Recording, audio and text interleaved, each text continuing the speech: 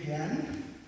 Last time, I'm not sure if you know this, but last time I was invited was a very last-minute opportunity, and fortunately, Denise reached out to me with a little bit more time. I hope I can live up to the expectations of this. But that was a wonderful introduction, and thank you so much for that. Congratulations, class of 2025. Hope you're excited. Yes? Well, I hope you do get excited because your life's about to change in big ways. Right? Some of you are going on to college, I imagine. Some of you maybe are in the military service, you're going to go in the military. Some of you are going to take a gap year before you go back to college. And some of you are going straight to work. Either way, wherever it is, life is going to change for you in big ways. You're going to have some big changes. Sometimes for the better, and sometimes there's just going to be really big challenges for you. And that's okay. I thought I would share with you, as you think about this, from my perspective, 5 tips for you, I guess, to create a thriving life. I mean, the best way that I can express this. And so listen up, but this actually applies to parents as well, so you can listen up too. I hope that's useful for you. As I think about the first, tip, it would be what I call love the location that you're living. Love the location you're living in. In other words, be present. Be present in the moment. I like to say, be like a pug. Thank you for the introduction of my kids' book. Be like a pug. For those of you who have dogs, you might know what I mean. Dogs have an ability to focus on one thing. The one thing they want. I had a pug for 18 years. He was the inspiration for Remy the pug. His name was Elvis, so you might be wondering why I did that. That's a whole story. But dogs, in general, they have this ability to focus on that one thing, whether it's food. I remember when it was food time for Elvis, I don't know if anybody has pugs. There's the hand raised couple of mad pugs. Food focus, right? And then when it's a matter of go to sleep, he's just walk over there, clomp. It's like, I call him he's like a loaf. He's like a loaf or a bean. You know pugs, dog. Right? Some pug people, thank you for that. You get it. But when it's time for attention, I remember when I would come home and my dog wanted attention. He's literally focused. He's like, you jump on me. So have the focus of a dog. Be present in the moment where you're at. You're like, that's the weirdest thing to say, be present. Be like a dog sometimes. And just really focus on that one thing. That'll help you in life. Whether it's maybe you're chatting with someone, a friend, focus on them. When you're working, focus on your work. When you're exercising, focus on your exercise. All the other distractions, they'll come back and they'll be there. Right? But focus on those one things. Be present of the location you live in. That's number 1. Number 2 is, I would say, adopt an adventurous attitude. Try new things. Go to new places. Experience things. I remember my first summer out of high school. Well, actually, it was my first summer after college.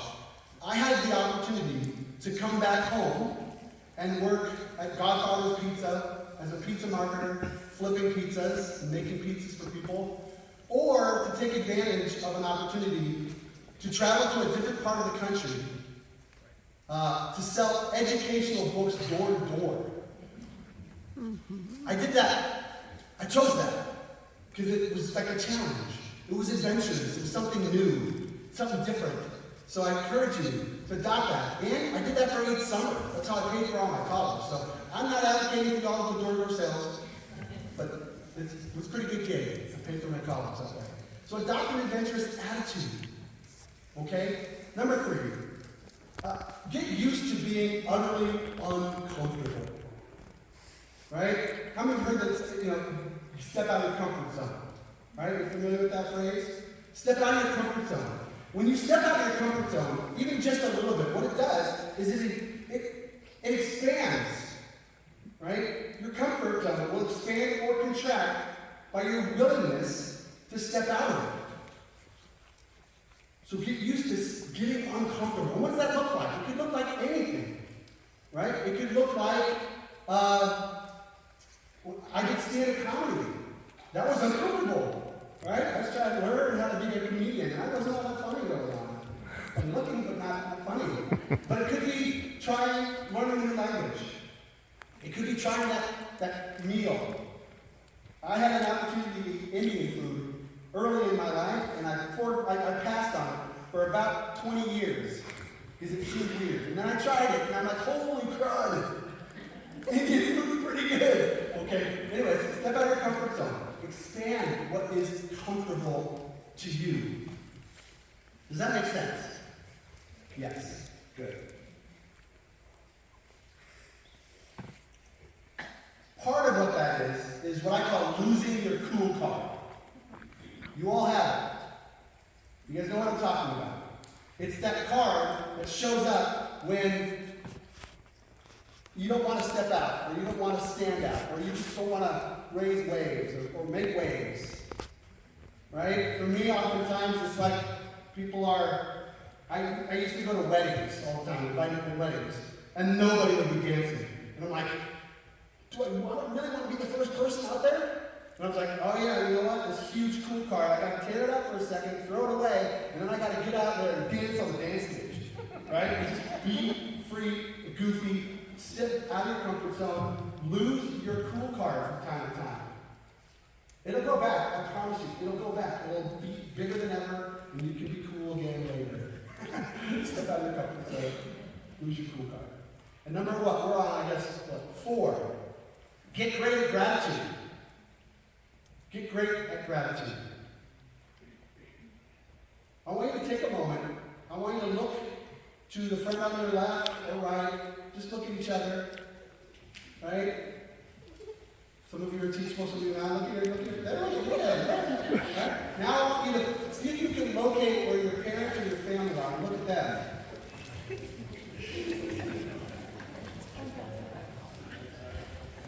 You have a lot to be grateful for. You have a lot to be grateful for. The people in your life. The fact that you went to this great high school. I am a Sammamish High School graduate. Please don't boo me.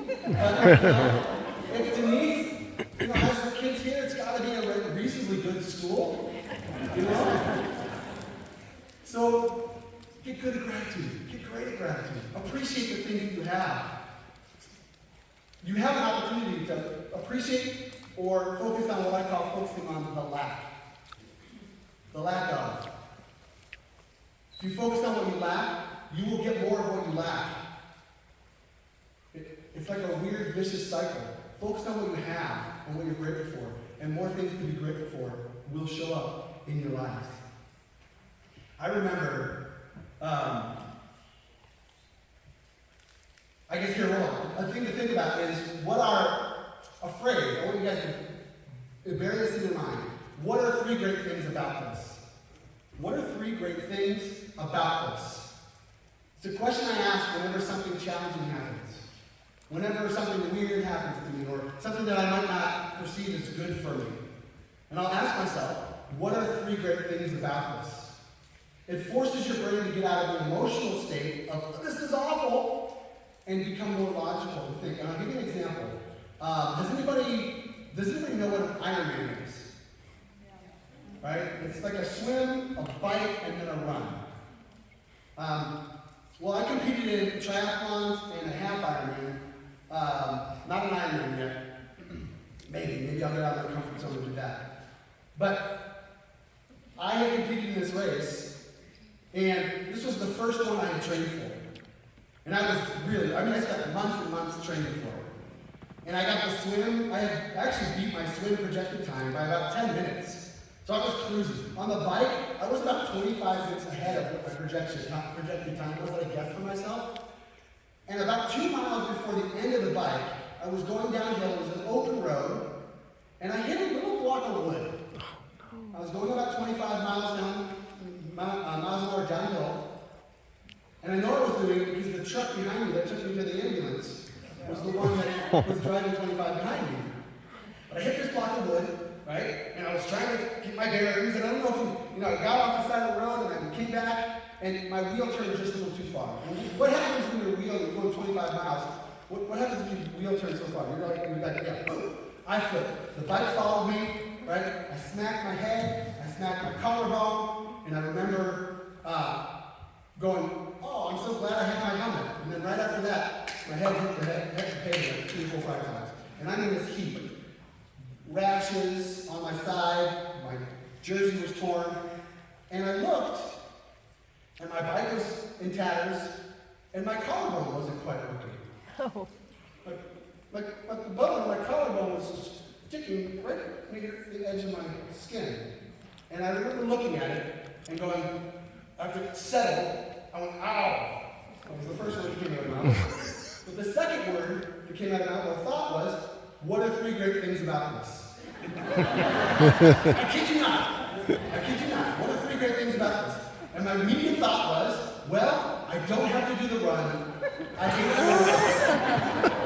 Right? Second was, I get to do this again. Because I don't like to start something that I don't finish. I came back the next year and I finished it. So yay for me there, right? I remember on Facebook, I put an agony defeat photo and said, to be continued.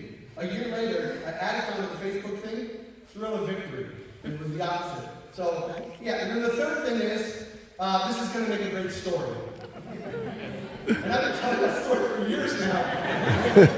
I'm going to run that one until I'm dead. I don't feel it's a story.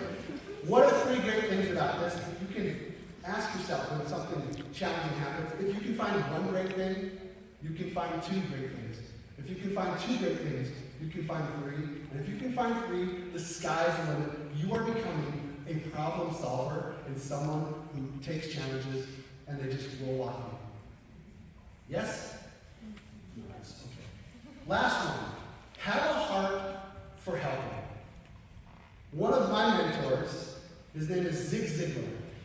And he's this really great Southern guy. And he has, if you know Zig Ziglar, you know it. But he's got this accent. I'm going to try and mimic his accent. But he's like, you can have everything in life you want if you just help enough other people get what they want. And I love that, man. And that's something I live by, is helping people. Looking, when I drop my boys off at school, every morning, there's 2 things I tell them. Learn 1 thing new today. Learn 1 thing new today. And help someone. Find someone to help. Look for people to help. Look for people to serve. We need that. I mean, Ali has a great quote. It says, our rent on earth is like, the rent that we pay is like service to others. I totally messed up the way that quote goes.